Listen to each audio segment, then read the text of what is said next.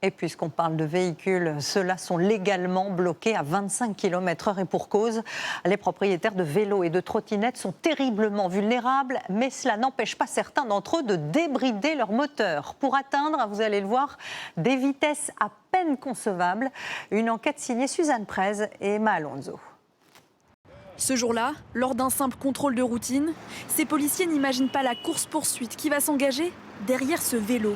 On a constaté un jeune qui arrivait en vélo en pleine acrobatie. Donc on l'a invité à se calmer et à venir vers nous. L'homme de 22 ans s'enfuit sur son VTT électrique, suivi par les policiers. Le conducteur s'engage sur l'autoroute à contresens, sans casque, à une vitesse à peine croyable. On s'aperçoit là qu'il y a vite un problème là. On est à 136 km/h au compteur derrière un vélo électrique, donc visiblement modifié.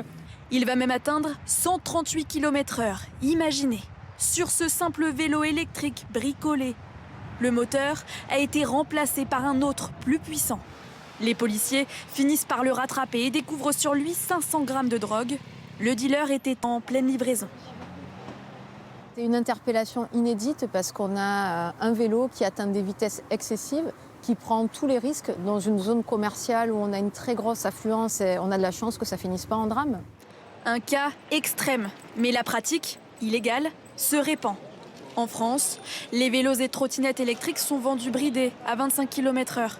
Mais sur les réseaux sociaux, 37, 38, je suis à fond les gars, je suis à fond. Trafiquer son vélo est devenu une tendance. Vidéos de vitesse excessive comme ici sur une autoroute, ou encore mode d'emploi pour y parvenir. Tuto pour débrider n'importe quelle trottinette et pouvoir dépasser la vitesse des 25 km/h. De quoi donner des idées à Saturnin. Après l'achat de son vélo électrique, il demande à plusieurs réparateurs de le débrider. Tous refusent. Si le commerçant m'avait dit oui, je pense que j'aurais fait.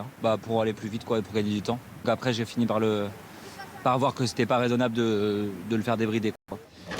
Dans son atelier, Joël décline de plus en plus de demandes comme celle-ci. À l'achat, la moitié de ses clients lui réclament de débrider leur vélo pour rouler 3 fois plus vite. Et malheureusement, les casques de vélo, même si on a un casque de vélo, ne vont pas supporter un choc à de telles vitesses. Sans compter les nids de poules ou les freinages d'urgence. Vélo, trottinettes électriques, les risques sont les mêmes.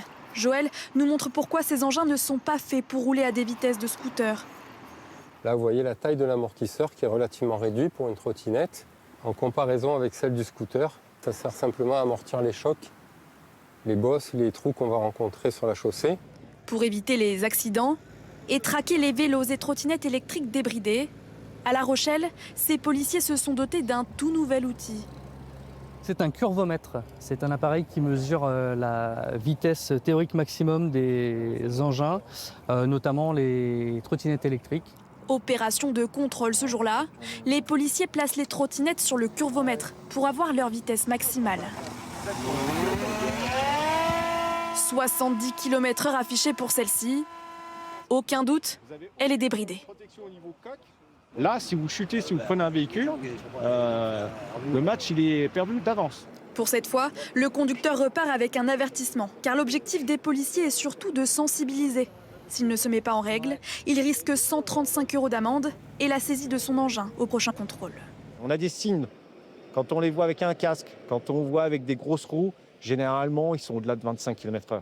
Et puisqu'il est impossible de contrôler tous les jours à toute heure, la mairie vient d'interdire la circulation des vélos et trottinettes dans certaines rues aux heures d'affluence. Pour sécuriser les piétons et puis aussi parce que les commerçants nous disent on a peur pour nos clients quand ils sortent. Parfois, il y a des trottinettes qui passent beaucoup trop vite. Rien que ces 12 derniers mois, en France, les accidents de trottinettes électriques et autres engins du même type ont fait 66 décès et 1000 blessés graves.